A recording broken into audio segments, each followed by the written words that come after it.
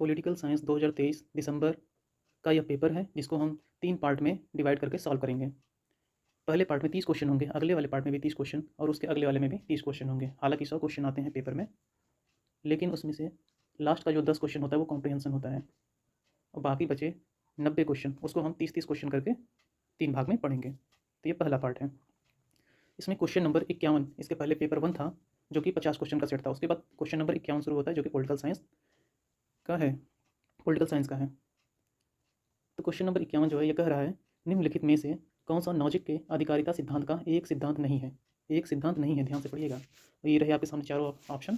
तो इसमें से पहला है हस्तांतरण का सिद्धांत, मतलब जो भी न्यायसंगत ढंग से प्राप्त किया गया है मुक्त रूप से हस्तांतरित किया जा सकता है। दूसरा, न्यायसंगत आरंभिक अधिग्रहण का सिद्धांत, इसका मतलब है इस सिद्धांत का विवरण कि लोग आरंभ में कैसे वस्तुओं का स्वामित्व रखते हैं जिसे कि एक के अनुसार हस्तांतरित किया जा सकता है। मतलब ऑप्शन नंबर 1 जो है वो दूसरे में इंक्लूड कर दिया है, एक के अनुसार हस्तांतरित किया जा सकता है। ध्यान से पढ़िएगा इसको। तीसरा है अंतिम अधिग्रहण का सिद्धांत, मतलब इस बात का विवरण कि लोग कैसे वस्तुओं के अंततः स्वामी बनते हैं जिन्हें एक के अनुसार हस्तांतरित किया गया है। यह भी ऑप्शन नंबर 1 की तरफ इशारा कर रहा है। चौथा है अन्याय के सुधार का सिद्धांत, मतलब उन धारिकाओं से कैसे निपटना यदि वे अन्यायपूर्ण ढंग से अधिग्रहित या हस्तांतरित की गई हैं। तो इसका सही ऑप्शन है तीसरा, अंतिम अधिग्रहण का सिद्धांत। यह जो है नॉजिक के अधिकारिता सिद्धांत में नहीं आता, बाकी ये सारे तीनों आते हैं।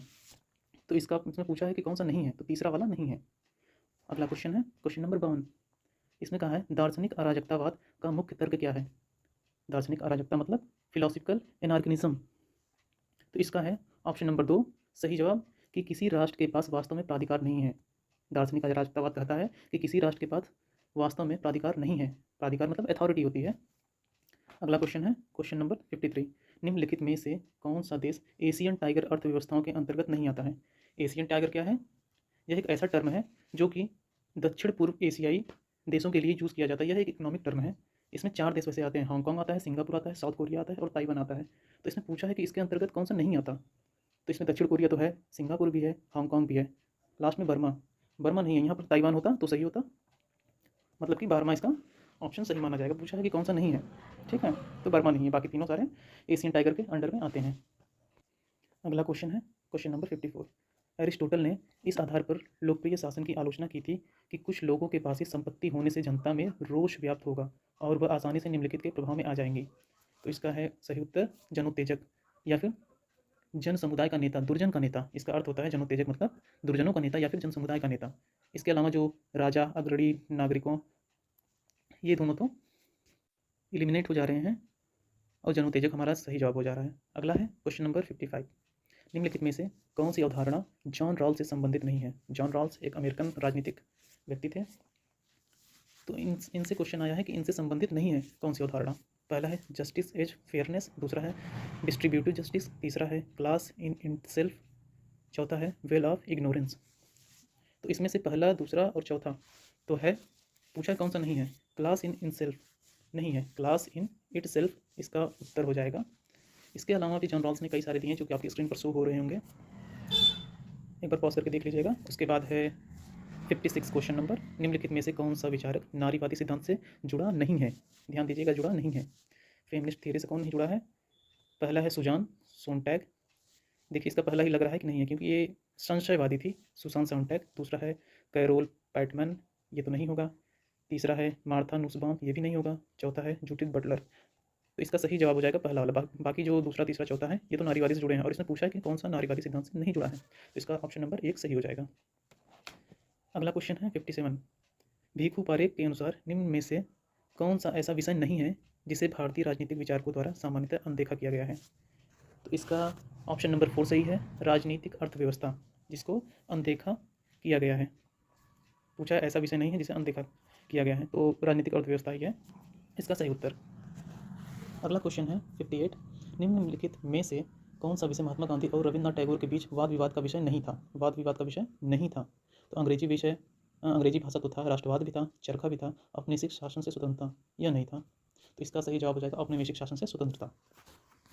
अगला क्वेश्चन है 59। निम्नलिखित में से किसने कबीर को मुक्ति दूत कहा। ये तो सब जानते होंगे, रविन्द्रनाथ टैगोर जी ने कहा था।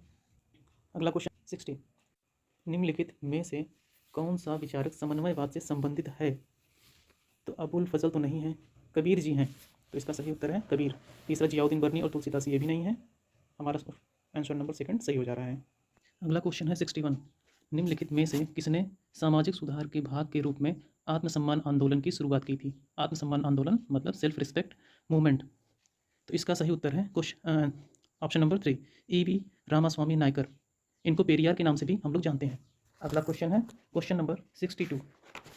ये क्या कह रहा है? मनु के अनुसार निम्नलिखित में से कौन सा कूटनीति और राष्ट्रनीति का आधार नहीं है? ध्यान रहे, कूटनीति और राष्ट्रनीति का आधार नहीं है। विग्रह, तटस्थता, संश्रय, अनुबंध।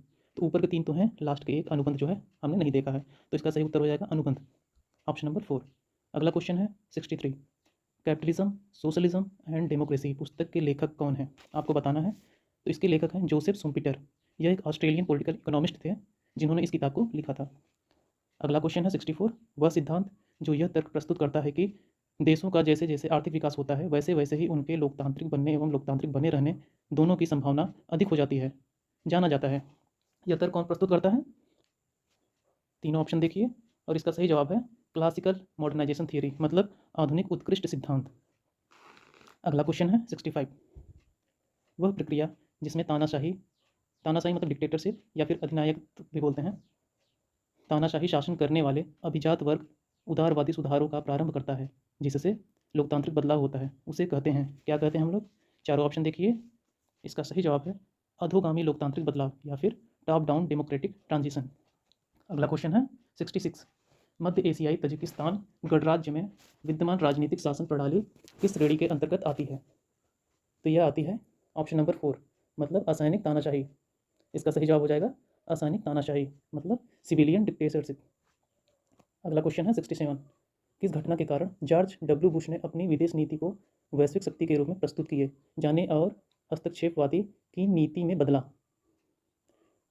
तो ये आपको देखना है, इसमें 4 डेट दी हुई हैं। जॉर्ज बुश ने अपनी विदेश नीति को वैश्विक शक्ति के रूप में प्रस्तुत किए जाने और हस्तक्षेपवाद की नीति में बदला। तो यह घटना थी 9/11 की घटना, मतलब 11 सितंबर, ऑप्शन नंबर 2 इसका सही जवाब हो जा रहा है। अगला है 68। आधुनिक राज्य व्यवस्था मतलब कि मॉडर्न स्टेट सिस्टम की वास्तविक शुरुआत किसके अंत के बाद हुई? किसके अंत के बाद हुई? इसमें 4 ऑप्शन है। तो ये आपको ध्यान होगा वेस्टफेलिया की संधि जो कि 1648 में हुआ था, ये किसका परिणाम था? 30 वर्षीय युद्ध का परिणाम था। तो यह है हमारे सेकंड ऑप्शन में 30 वर्षीय युद्ध, तो सेकंड ऑप्शन सही हो जा रहा है। अगला क्वेश्चन है 69। निम्नलिखित में से किसने शक्ति का संतुलन मतलब बैलेंस ऑफ पावर शब्द के 8 अलग अलग अर्थ बताए हैं? शक्ति के संतुलन के 8 अलग अलग अर्थ किसने बताए हैं? तो ये थे Ernst B Haas. Ernst B Haas यह एक अमेरिकन पॉलिटिकल साइंस साइंटिस्ट थे जिन्होंने शक्ति के संतुलन के शब्द की 8 अलग अलग अर्थ बताए हैं। अगला क्वेश्चन है क्वेश्चन नंबर 70। यह क्या कह रहा है? किसने कहा था कि राजमर्मज्ञ शक्ति के रूप में परिभाषित हित की दृष्टि से चिंतन और कार्यवाही करते हैं? तो ये किसने कहा था? मार्गेनथाउ ने कहा था। यह एक जर्मन अमेरिकन पॉलिटिकल साइंटिस्ट थे। कौन? मार्गेनथाउ। अगला क्वेश्चन है 71। निम्नलिखित में से किन 2 देशों की नौसेनाएं मलक्का जलडब्रू मध्य में संयुक्त रूप से गश्त लगाती हैं? तो मलक्का जलडब्रू मध्य में कौन संयुक्त रूप से गश्त लगाती हैं? ये भारत और कौन सा देश है? United state. ये जो है कि सेकंड ऑप्शन में है भारत, यूनाइटेड स्टेट, तो इसका दूसरा ऑप्शन सही हो जा रहा है। अगला क्वेश्चन है 72। संयुक्त राष्ट्र जलवायु परिवर्तन सम्मेलन जिसे कोपनहेगन शिखर सम्मेलन के तौर पर जाना जाता है किस वर्ष हुआ था? तो यह हुआ था 2009 में, मतलब ऑप्शन नंबर 1 इसका सही जवाब है। अगला क्वेश्चन है 73। प्रधानमंत्री के रूप में मनमोहन सिंह ने किस वर्ष चीन की यात्रा की थी? ये बहुत ही फेमस क्वेश्चन है। तो 2008 में इन्होंने चीन की यात्रा की थी, ऑप्शन नंबर 3। अगला क्वेश्चन है 74। भारत ने किस देश के साथ शांति और समृद्धि के लिए रणनीतिक और सहयोगात्मक भागीदारी विकसित करके स्थायी शांति और साझा समृद्धि वाले समरसतापूर्ण विश्व के निर्माण को बढ़ावा देने के लिए एक घोषणा पत्र पर हस्ताक्षर किए? तो ये किया था चीन के साथ, ऑप्शन नंबर 2 इसका सही जवाब हो जा रहा है। अगला क्वेश्चन है 75। निम्नलिखित में से कौन सा प्रत्यक्ष लोकतंत्र का प्रमुख तत्व नहीं है? ध्यान रखिएगा, प्रमुख तत्व नहीं है लोकतंत्र का। तो इसमें 4 ऑप्शन है। जनमत संग्रह, यह तो है, वापस बुलाना मतलब रिकॉल करना, यह भी है, विघ्नकरण मतलब फिब्लिस्टरिंग, यह नहीं है क्योंकि इसका मतलब होता है, विघ्नकरण का मतलब होता है मतदान में देरी करना या फिर मतदान को रोकने का प्रयास करना, उसके लिए कार्रवाई करने वाला यह एक शब्द होता है।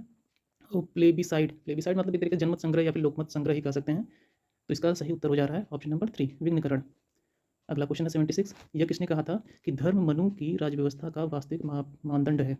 तो यह कहे थे सत्यमित्र दुबे ने। किसने कहा था? सत्यमित्र दुबे ने। तो इसका ऑप्शन नंबर 2 सही हो जा रहा है। अगला क्वेश्चन है 77। कि संशोधन ने 1967 में गोलकनाथ के मामले में दिए गए निर्णय का अतिक्रमण किया है? तो यह था 24वां संशोधन, ऑप्शन नंबर 2 इसका सही जवाब हो जा रहा है। अगला क्वेश्चन है 78। निम्नलिखित में से कौन सा विषय समवर्ती सूची में शामिल नहीं है? समवर्ती सूची में कौन सा शामिल नहीं है? इसका ऑप्शन नंबर 3 बाजार और मेला। बाजार और मेला समवर्ती सूची का विषय नहीं है, तो इसका तीसरा ऑप्शन सही हो जा रहा है। अगला क्वेश्चन है 79।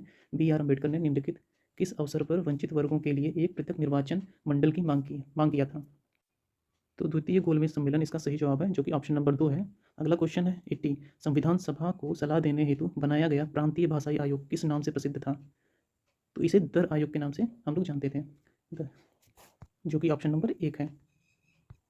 आगे के सारे क्वेश्चन अब अगले पार्ट में आपको देखने को मिलेंगे। देखने के लिए धन्यवाद। आपका दिन मंगलमय हो।